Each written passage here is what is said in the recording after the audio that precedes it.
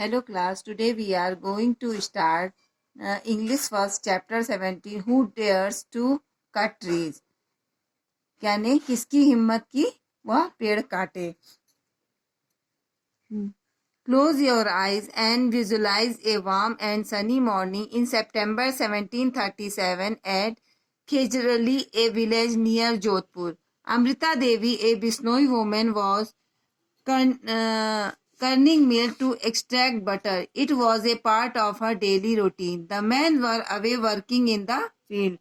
सितंबर 1737 जोधपुर के निकट एक गांव खेजरली में अपनी आंखें बंद कर रहे एक गर्म और धूप वाली सुबह की कल्पना करें.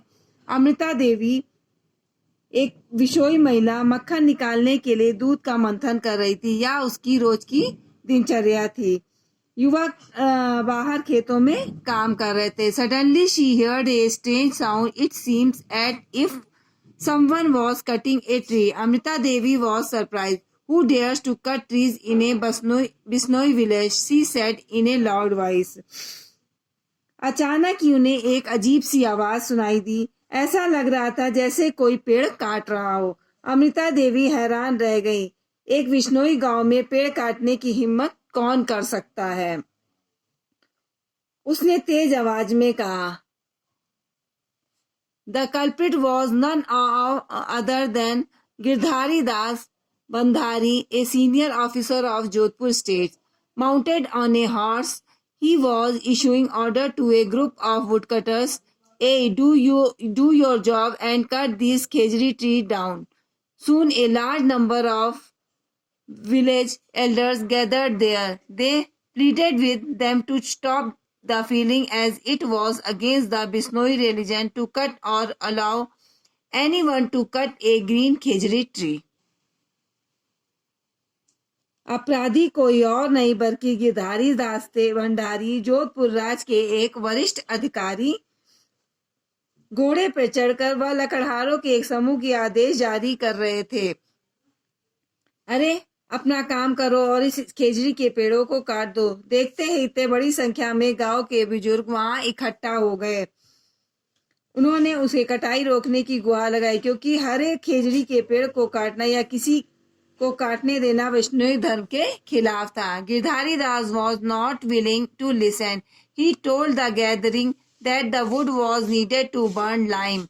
It is the order of the Maharaja. So don't try to obstruct the feeling or else you will be severely punished. Who could challenge the might of the rulers? The Bishnois watched helplessly.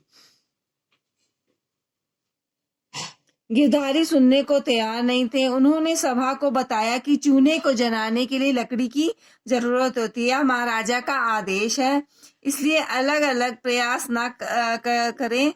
कटाई में बाधा डालें, अन्यथा आपको कड़ी सजा दी जाएगी. शासकों की शक्ति को कौन चुनौती दे सकता है? विष्णु असहाय होकर देखते रहे. Amrita Devi was seething, unable to control herself any longer. She ran and clung to the tree that was being axed. Cut my body before feeling the tree, she exclaimed passionately. The woodcutter has not anticipated anything to this kind.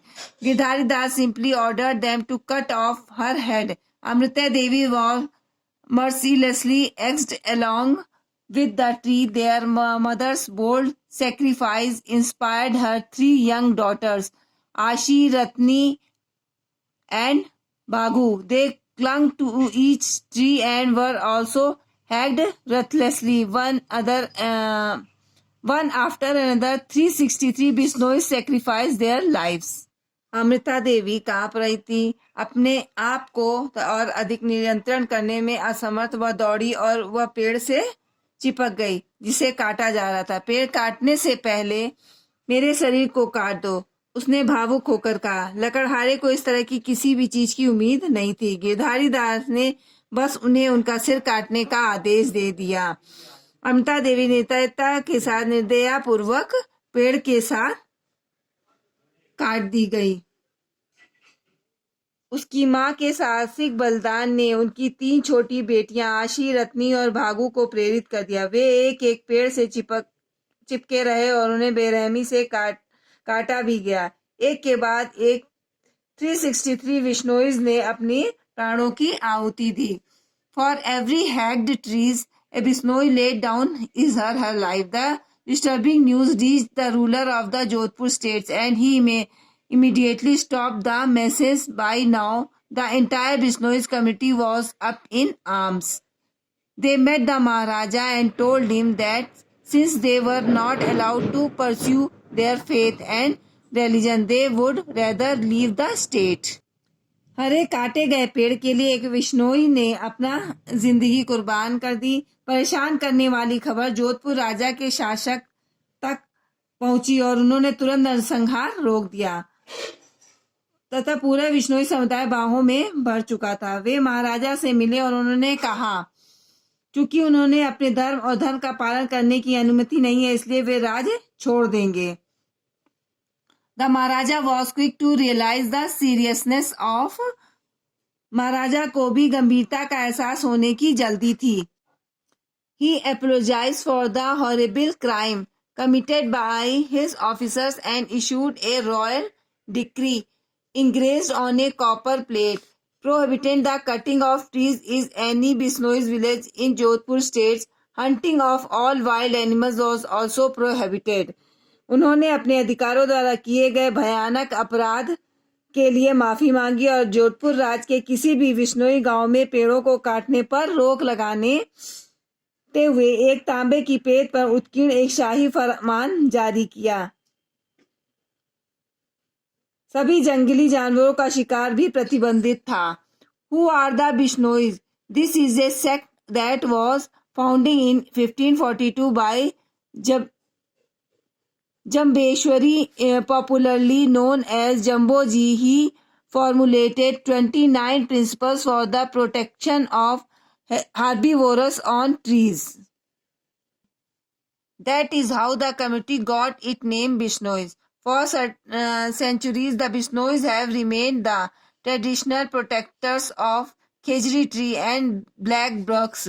The khejri is good godsend trees for dry deserts and remaining green throughout the year. Its roots go very deep in search of water and increasing the fertility of the soil. The dry leaves of the trees are excellent fodder for cattle. Besides, it provides much needed food to villagers who also eat its green pods and vegetables. It yields edible gum and wood for the construction of houses and making agricultural equipment. No wonder it was Jamboji's favorite tree. Bishnoi कौन है? यह एक संप्रदाय है जिसकी स्थापना 1542 में जम्बेश्वरी जी द्वारा की गई थी, जिन्हें रूप में जम्बोजी के नाम से जाना जाता है। उन्होंने शाकाहारी और पेड़ों की सुरक्षा के लिए 29 सिद्धांत तैयार किए। इस तरह इस समुदाय का नाम बिश्नोई पड़ा। सदियों से बिश्नोई बने हुए हैं। खेजड़ी के पेड़ों और काले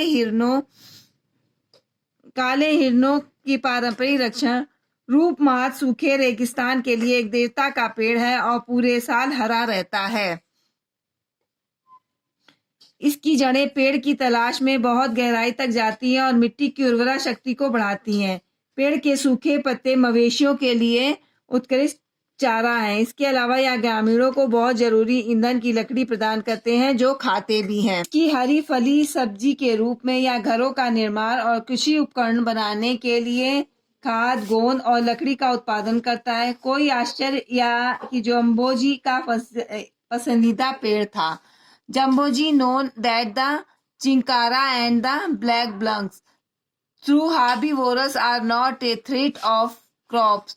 These antelopes avoid bajra, the Bishnoi's main crop, as its young shoot contains some toxic elements. Also, bajra attains a height of 3 feet, which obstructs the animal's visibility. They prefer to keep away from it and stay in areas where an approaching predator can be spotted easily. It is indeed amazing how Jamboji, without any formal education or scientific training, understood the importance of preserving the biodiversity. Jamboji जानते थे कि चिकारा और काराएं शाकाहारी होते हुए भी फसलों के लिए खतरा नहीं है। ये मृग बाजरा विश्नोइस की मुख्य फसल से बचते हैं क्योंकि इनके युवा अंकुर में कुछ जहरीले तत्व होते हैं। इसके अलावा बाजरा 3 फीट की ऊंचाई प्राप्त करता है, जो जानवरों के दृश्यता में बाधा डालता है।